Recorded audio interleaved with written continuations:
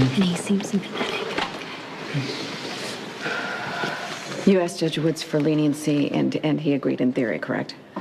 Yeah, I did my best not to push the issue of conflict of interest. The best I could get was 10 years with the possibility for early parole. It's going to have to satisfy it. Thank you for going out on the limb. I appreciate it. It's fine. So what's the problem?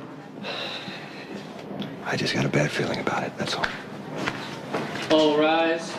This court is now in session. The Honorable Judge Walter McBride presiding.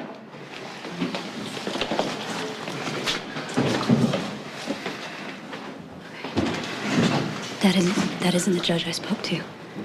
McBride? I wasn't notified about the change in judges. Is this legal? As long as he's properly appointed, he can't pronounce sentence.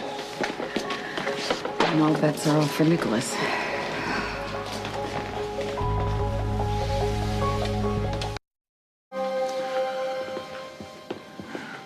Judge Woods has been called away on another matter, and I will be taking his place.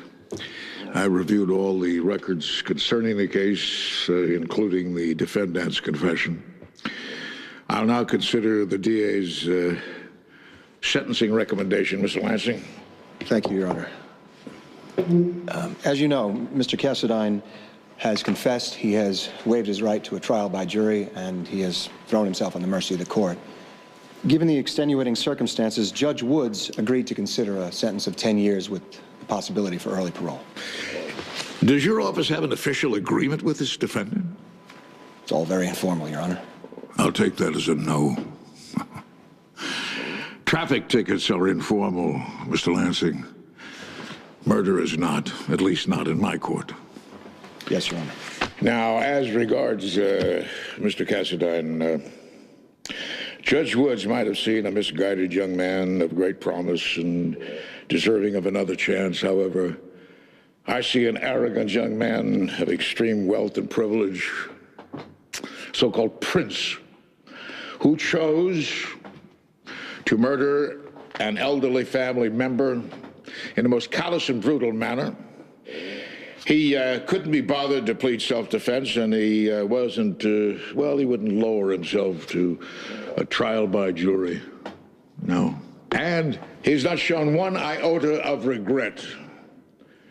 Mr. Nikolas Cassadine is a cold-blooded killer, and I see no reason not to give him the death penalty. No! No, Emily.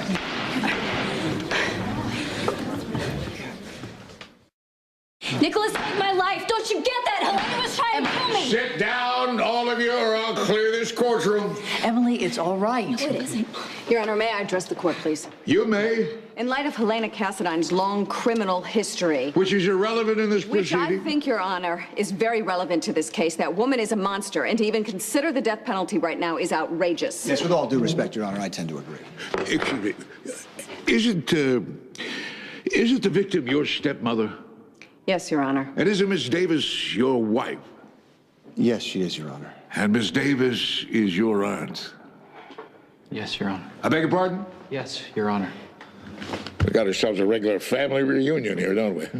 Right here in my courtroom. Well, speaking of outrageous, Your Honor. I will not have this case run by a bunch of rich people who think they can get by with murder. I'll hear character witnesses later in the day. Court's in recess. Can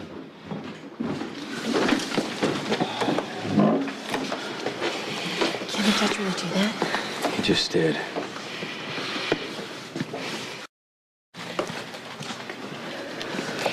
Take back your confession.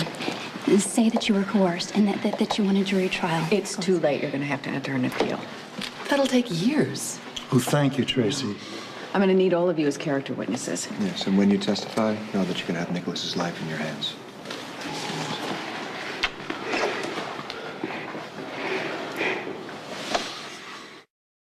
Emily, are you sure your family's on board with all of this? They'd better be.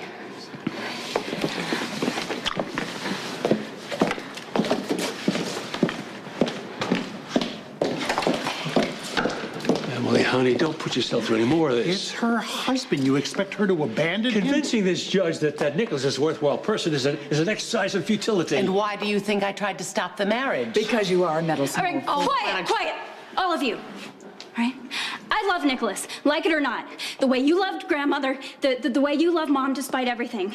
And if you start bickering in front of that judge, you're gonna be sending Nikolas to prison for life, right? Maybe even lethal injection. Emily, all right. That is not gonna happen. All right. Listen, please. I need my family, right? More than I ever have. Recess is almost over. I need you all, okay? And if you love me, then you'll help my husband. All right?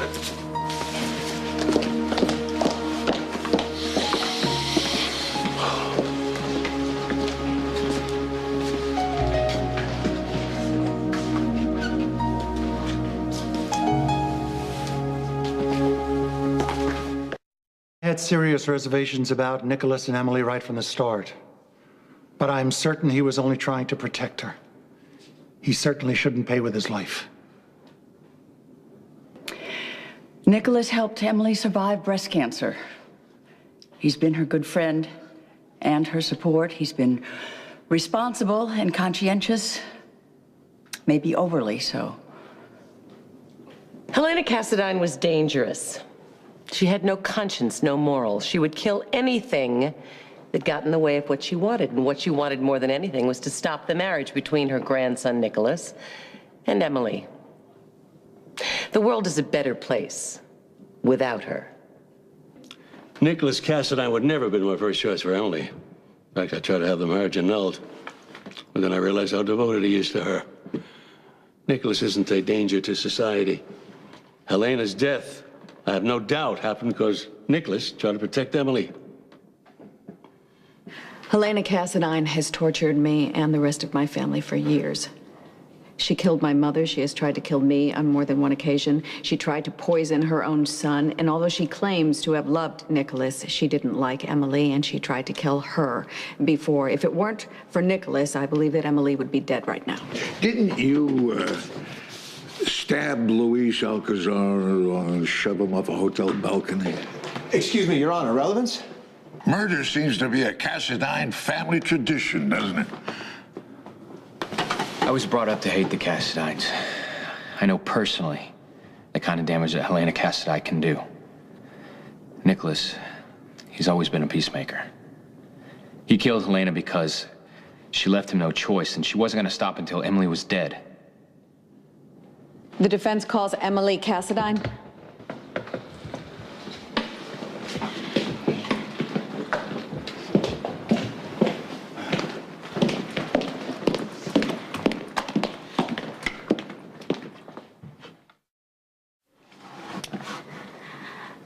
I left the house to look for Nikolas. I went out to the bluff, and Helena was there. She said that she would never let me be with Nikolas again. She attacked me, and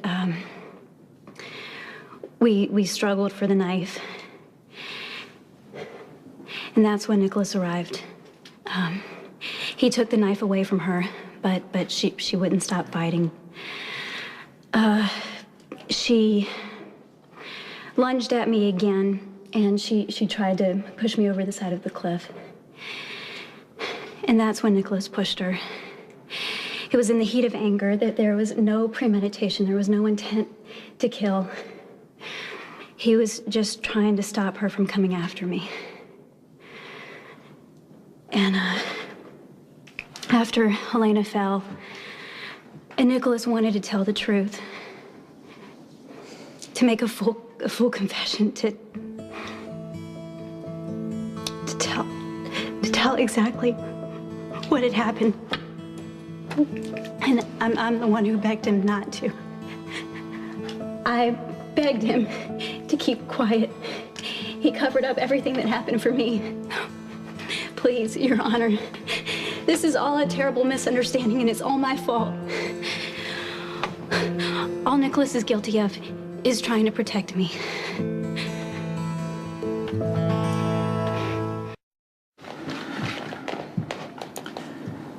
I killed my grandmother because I felt I had no choice. Although my life was not in immediate danger, Emily's was. Why didn't you just walk away? Because sooner or later, my grandmother would have killed Emily, and I could not let that happen. Do you have any remorse at all? I'm sorry that it went so far, and I'm sorry that my grandmother was so relentless, but I killed my grandmother to protect my wife. And although I regret that it was necessary, I don't regret the act itself. If you had it all to do over, would you kill your grandmother? If it meant protecting Emily, yes, I would.